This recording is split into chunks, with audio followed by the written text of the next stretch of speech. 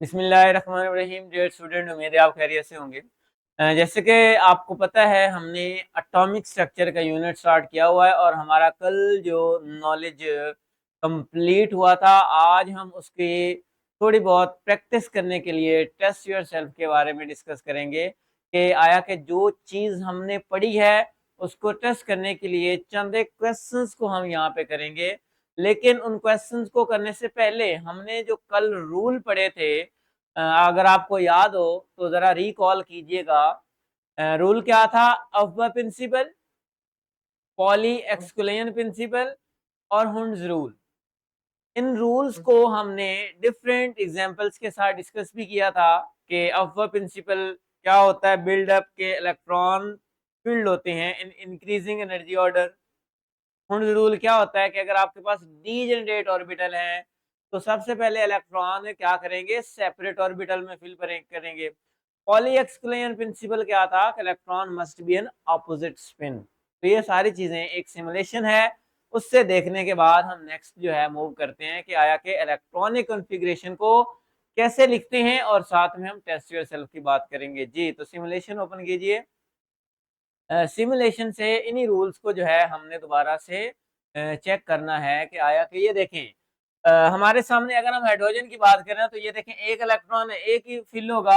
अब हीलियम की बात करें तो आपको ये दो इलेक्ट्रॉन नजर आ रहे हैं, तो दोनों इलेक्ट्रॉन की आपको स्पिन भी, इसको थोड़ा जूम करें अगर होती है तो आपके पास, जी चलें, हमारे पास है जो इनकी स्पिन है। आप यहाँ पे अगर देख लें कि आपको ये नजर आ रही होगी कि किस तरह से अपोजिट स्पिन की फॉर्म में है। अच्छा, नेक्स्ट हम बात करते हैं लिथियम। ये देखिए, लिथियम में जब 2s आया ना, वो ऊपर चला गया, तो यहाँ पे रूल कौन सा फॉलो हो रहा है? अफ़बा प्रिंसिपल के इलेक्ट्रॉन फिल होते हैं in increasing energy order. Similarly आप लिथियम, बेरिलियम, इसमें दो इलेक्ट्रॉन आ गए। बोरोन है, देखें पी ऑर्बिटल आया, एक और इलेक्ट्रॉन ऐड हो गया। ठीक है, और साथ में ये आपको शेप भी नजर आ रही होगी कि पी ऑर्बिटल की जो शेप है वो डंबल शेप होती है। और अगर आप एस ऑर्बिटल की देखें तो ये आपको स्फेरिकल जो है वो नजर आ रही होगी। तो ये इस तरह से आप पी ऑर्बिटल की शेप जो है वो देख सकते हैं। ये इसमें एक लोब होता है, तो जस्ट लाइक दिस। अच्छा, कार्बन की बात करें, ये देखिए दो इलेक्ट्रॉन आ गए। नाइट्रोजन की बात करें तो देखें यहाँ पे हुंड्स रूल फॉलो हो रहा है। हुंड्स रूल क्या कहता है कि अगर डीजेनरेट ऑर्बिटल हो तो आप पहले सेपरेट ऑर्बिटल के अंदर इलेक्ट्रॉन फिल करते हैं, जस्ट लाइक दिस, कि एक इलेक्ट्रॉन, दूसरा इलेक्ट्रॉन, तीसरा इलेक्ट्रॉन। तो मतलब यहाँ पे तीनों रूल आप अप्लाई कर सकते हैं। पहला, पॉली एक्सक्लूजन प्रिंसिपल कहता है electron must be an opposite spin. Okay, उसके बाद अफ़बा प्रिंसिपल कहता है इंक्रीजिंग एनर्जी ऑर्डर, और हुंड्स रूल कहता है कि इलेक्ट्रॉन जो है वो आपके सामने इस तरह डी जनरेट ऑर्बिटल में होंगे, लेकिन जैसे जैसे नेक्स्ट इलेक्ट्रॉन आता जाएगा फिर ये ऑर्बिटल फिल होते जाएंगे। तो ये तीनों रूल आप इस सिमुलेशन से देख सकते हैं। हाँ जी तला, तो ये तीनों रूल की समझ आ गई कि अफ़बा प्रिंसिपल क्या है, पॉली एक्सक्लूजन प्रिंसिपल क्या है और हुंड्स रूल क्या है। जी, जी ये सर। बताएं ताकि हम नेक्स्ट मूव करें। हाँ जी तलहा। जी सर। ओके, नेक्स्ट स्लाइड पे जाते हैं।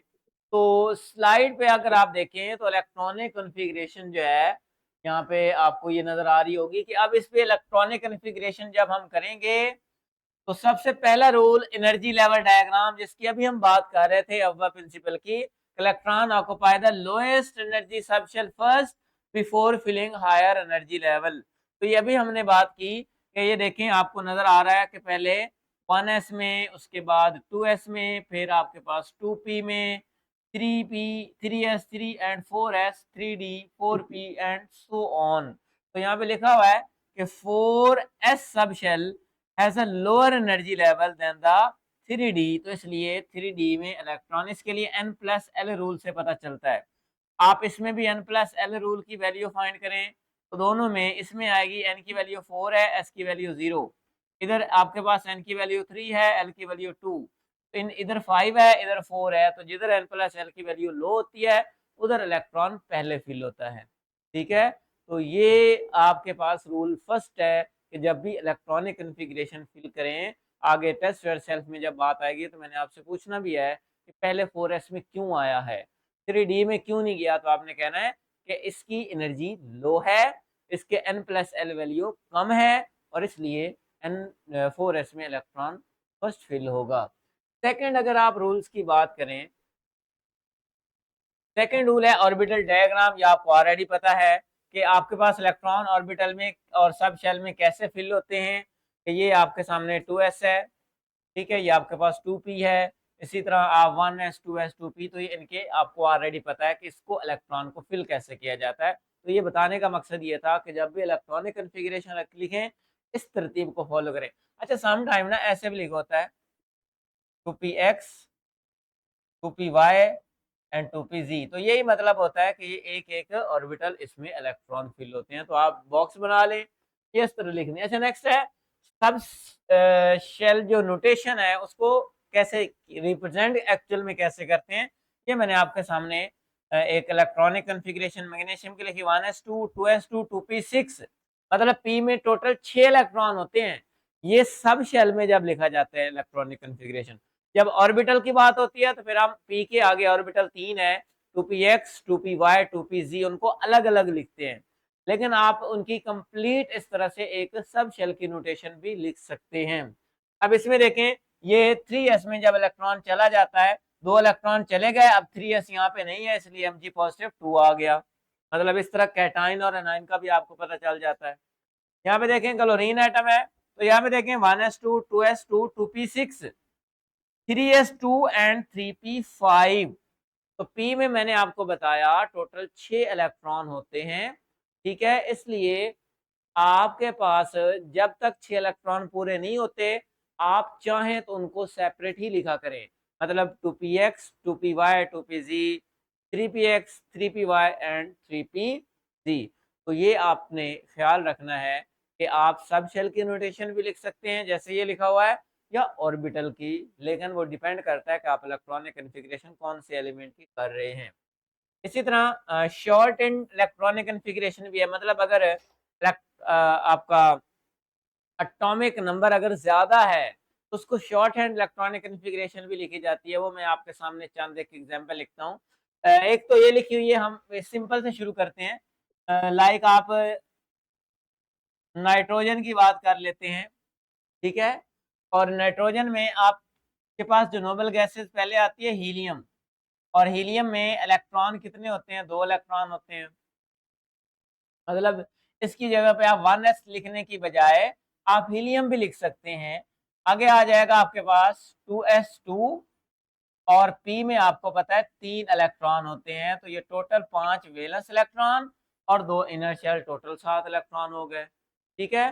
तो ये इस तरह से आप इसको क्या कर सकते हैं, मेंशन कर सकते हैं। अच्छा, नेक्स्ट देखें, अगर आप बात करें मैग्नीशियम की, और मैग्नीशियम का आपको पता है एटॉमिक नंबर कितना होता है, 12 12। तो इसको शॉर्ट हैंड में लिखने के लिए आपको पता है, नियॉन की हम बात करेंगे तो नियॉन का एटॉमिक नंबर कितना होता है, 10। 2 इलेक्ट्रॉन बस लिखने हैं ना, तो आप इक्वल डाल के आप यहाँ पे क्या लिख देंगे, 3s2।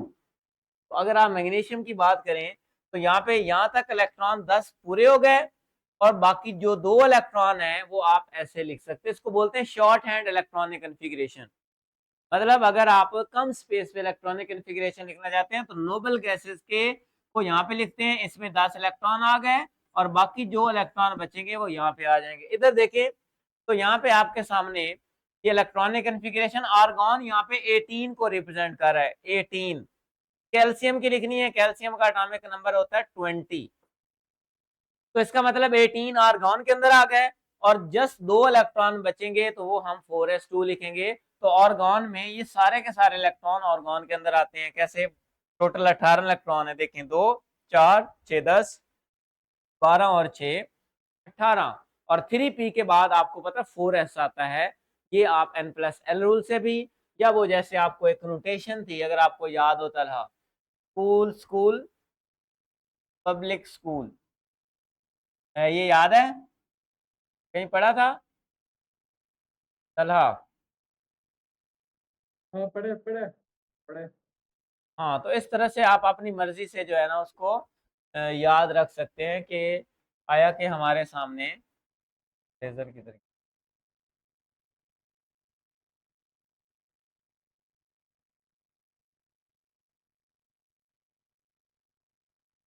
हाँ जी।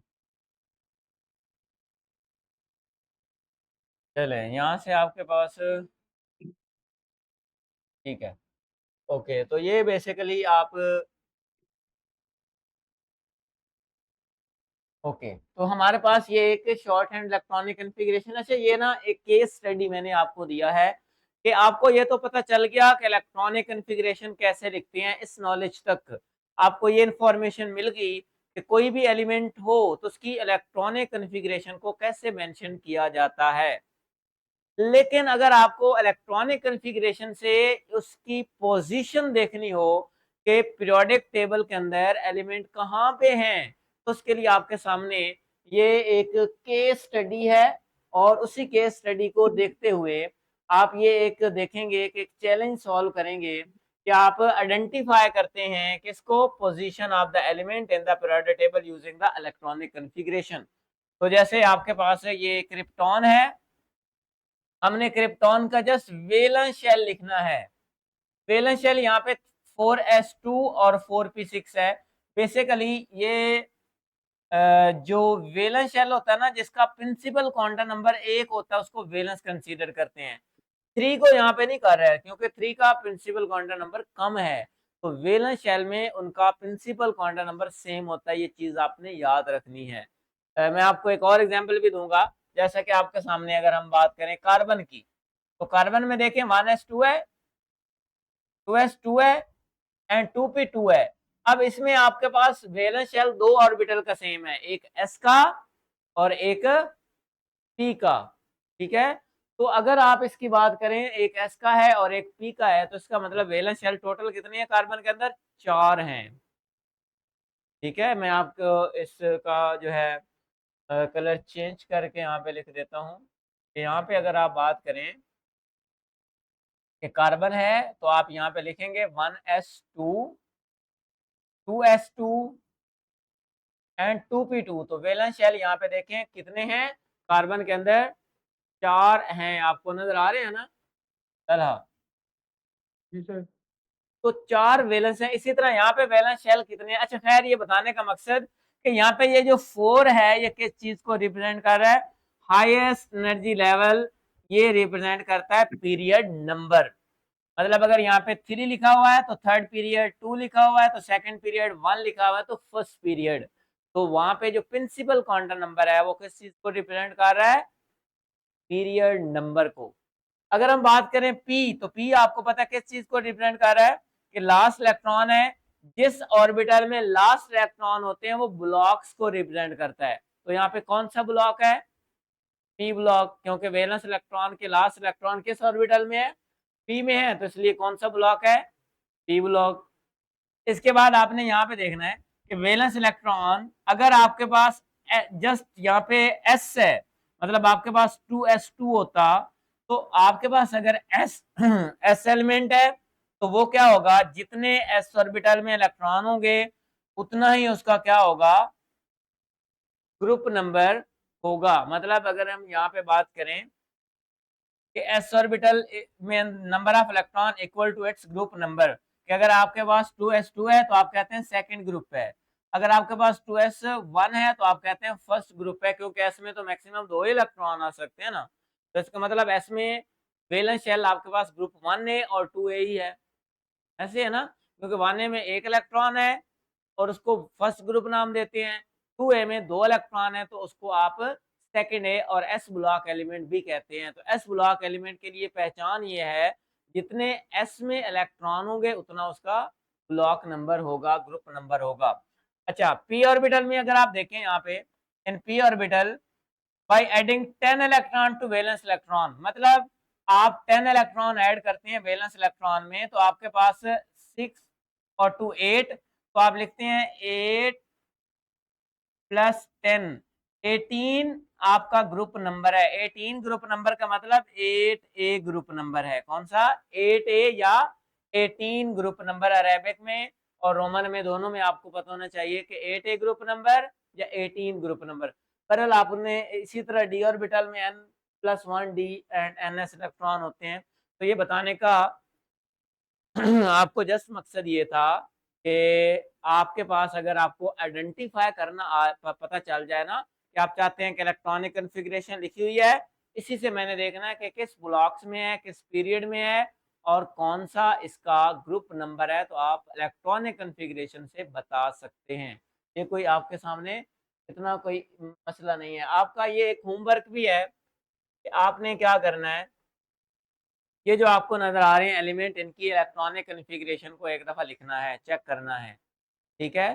कि ये आपकी बुक में दिया हुआ है टेबल, आपने वहाँ से इन एलिमेंट की इलेक्ट्रॉनिक कॉन्फ़िगरेशन लिखनी है ताकि आपको पता चल जाए कि किसी भी एलिमेंट की इलेक्ट्रॉनिक कॉन्फ़िगरेशन कैसे लिखते हैं, ठीक है? आगे ये हमारे पास टेस्ट योरसेल्फ है, ठीक है? इनको आप देखते हैं, इसमें मैंने चंद एक टेस्ट योरसेल्फ यहाँ पे सॉल्व किए हैं और बाकी जो है कुछ आपको एज़ होमवर्क भी दे देंगे ताकि हमारे सामने देखिए क्वेश्चन है, what are degenerate orbital? Why do they have same energy level within a subshell? And how do they affect the electronic configuration of an atom? जी, तलहा डीजेनरेट ऑर्बिटल क्या होते हैं?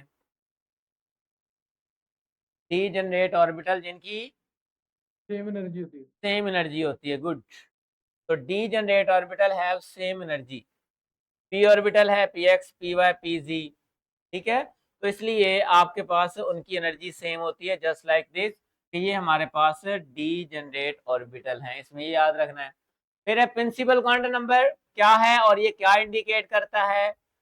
सब शेल क्या है, शेल क्या है, सब शेल ऑर्बिटल क्या है? तो यहाँ पे देखिए प्रिंसिपल क्वांटम नंबर इंडिकेट करता है एनर्जी लेवल को, मतलब पीरियड नंबर भी उसको बोलते हैं कि उसका एनर्जी लेवल फर्स्ट है, सेकंड है, थर्ड है। शेल सब शेल क्या है? शेल जो है वो ओवरऑल एनर्जी लेवल रिप्रेजेंट करते हैं, जैसे एन को रिप्रेजेंट किया जाता है। सब शेल की डिवीजन क्या है? एसपीडी। और ऑर्बिटल आपको पता है उनके अंदर स्पेसिफिक रीजन होता है, जैसे 2px, 2py, 2pz। तो ये बेसिकली इनके बारे में आपको जो है वो पता होना चाहिए। उसके बाद principal quantum number, azimuthal quantum number और मैग्नेटिक क्वांटम नंबर किस तरह शेप्स और एनर्जी की बात करते हैं, तो आपको पता है प्रिंसिपल क्वांटम नंबर हमें साइज और एनर्जी की बात करता है, एजीम्यूथल क्वांटम नंबर शेप की बात करता है, ठीक है? मैग्नेटिक क्वांटम नंबर आपको ओरिएंटेशन के बारे में बताता है और ये स्पिन क्वांटम नंबर आपको रोटेशन के बारे में, स्पिन के बारे में बताता है। तो ये एक-एक बात आपने इनके बारे में याद रखनी है। नेक्स्ट क्या है? आपको पता है Aufbau principle, Pauli exclusion principle, Hund's rule, ये आपको पता ही है क्या है, अभी मैंने आपको बता भी दिया कि फिलिंग ऑफ इलेक्ट्रॉन जो है वो कैसे फिल करते हैं।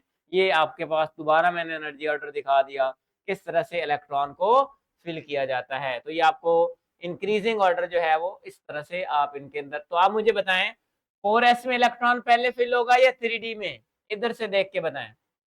जिसकी एनर्जी कम होगी इलेक्ट्रॉन उसमें फिल होगा, तो 4s में फिल होगा या 3d में?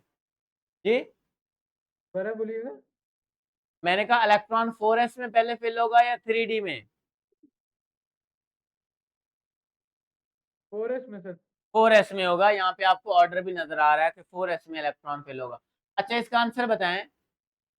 इलेक्ट्रॉनिक कॉन्फ़िगरेशन Cl माइनस की लिखनी है और Na पॉजिटिव 1 की लिखनी है। तो पहले आप Na की लिखते हैं ना, तो Na का एटॉमिक नंबर होता है 1s2, 2s2 और आपके पास यहाँ पे 2p6 और 3s1।